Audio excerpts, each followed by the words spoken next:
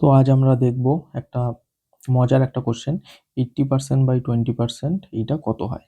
ঠিক আছে, তো এটাকে অনেকভাবেই দেখা যায়, শর্টেও দেখা যায়। একবার আমরা বেসিক নিয়মে দেখব, তারপরে একবার শর্টে দেখব।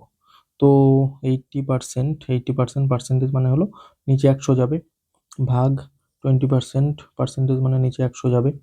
তাহলে 80/100 ইন্টু 100/20, 100 কেটে গেল, আর 20 আর 80 4 হয়ে গেল।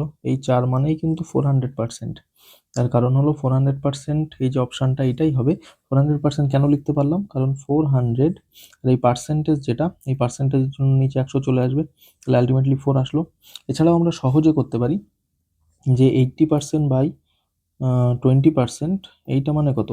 20 আর 80 যদি কেটে দিই তাহলে 4, আর পার্সেন্ট কেটে যাবে, তাহলে 4 মানে কিন্তু 400%। এটাই আমাদের রাইট আনসার। এটা শর্টে একদম করা যায়, আর এটা বেসিকে করলাম। ওকে।